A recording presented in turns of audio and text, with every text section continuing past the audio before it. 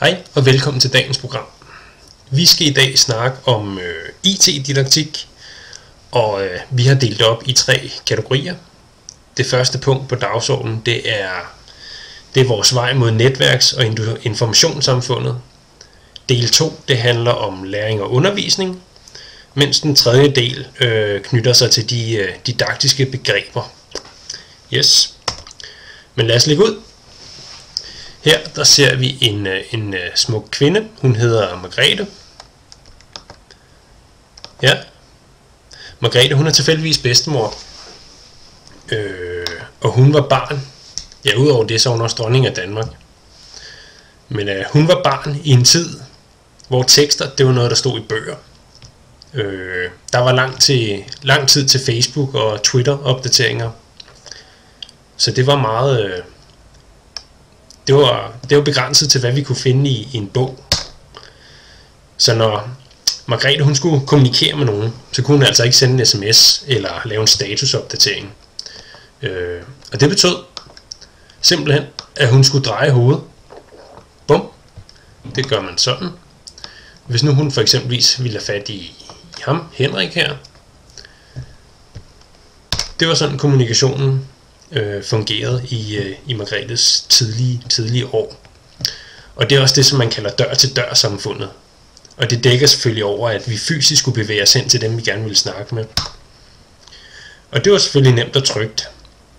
Men hvad sker der så? Mød Joachim. Joachim, han er både professionel racerkører, og så er han også jæger, kan vi se på hatten der. Men udover det, så er han også Margrethes barn. Ja, han hedder Joachim jo. Joachim, han er vokset op i en tid med fastnettelefon. Og det betød, at han skulle bevæge sig fra sted til sted, når han skulle have fat i andre.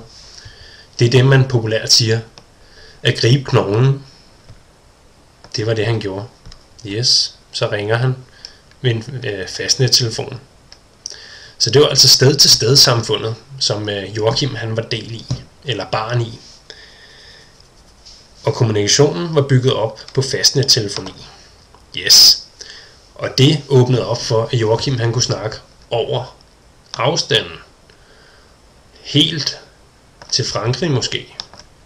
Ja, det kunne han sørge mig. Det var Joachim. Og hvad kom der ud af det? Der kom et par børn.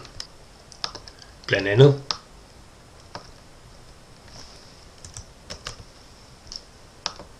ja, det kom der et par børn ud af. Vi kan se her, Joachim han fik også fat i Hongkong, tror vi nok. Det kom der dem her ud af. Så der sidder en masse børn der. Og de vokser op i en ny tid. Det gør de nemlig. Det er Joachims børn. De vokser blandt andet op med Facebook, med Arto, med Twitter, med hashtags. Det kunne for eksempel være en opdatering, noget med netværkssamfundet. Og det stiller en masse krav til nutidens unge. De skal blandt andet indgå i en masse relationer hele tiden. Og et andet aspekt af tiden, det er den her rolletagning. Det betyder, at de her børn her, de kommer til at tage en masse forskellige roller på sig, når de agerer på internettet. Og det vil sige, at de kan henvende sig til en masse forskellige personer hele tiden. Det er det, som man kalder person-til-person-samfundet. Eller rolle-til-rolle-samfundet. Fordi hvem er det egentlig, vi snakker med, når vi læser blogs og så videre? Det ved vi ikke altid. Spændende er det. Så hvis vi lige skal prøve at summe op, så levede bedstemor altså i dør-til-dør-samfundet. Hun skulle bevæge hovedet for at kunne snakke med Henrik. Mens faren, Joachim her, han er vokset op i sted-til-sted-samfundet. Han skulle bevæge sig lidt rundt til den næste fastnettelefon. Og så til slut, så alle børnene der, de vokser op i det, som vi kalder person-til-person-samfundet. Eller rolle-til-rolle-samfundet. Så nu sker der altså noget, og vi bevæger os hen mod det, som vi kalder netværkssamfundet. Ja, men hvad kommer det så mig ved, sidder du måske og tænker. Vi skal jo bare ud og undervise, og det er jeg selvfølgelig ret i. Men Nutidens børn og unge, nutidens elever, de skal have en masse forskellige kompetencer for at kunne indgå i informations- og netværkssamfundet. Nogle af dem er, at de blandt andet skal kunne forstå de sammenhænge, som tekster er skabt og indgår i. Hvad er en Facebook-opdatering for eksempelvis? De skal også kunne producere tekster i forskellige selv- og velvalgte medier. Og som sagt tidligere, så skal de indgå i rigtig mange forskellige netværk. Og sidst men ikke mindst, så skal de jo kunne handle i relation til egen og andres kommunikation. Ja, det var sådan slut på første del, der markerer den spændende rejse fra det traditionelle samfund til det hypermoderne, som vi befinder os i dag. Og det gør selvfølgelig også noget ved læringsbegreber og ved undervisningstanken. Vi hører jo tit det her, at den klassiske undervisning, den er blevet til læring. Vi skal opstille læringsrum for de her kloge elever.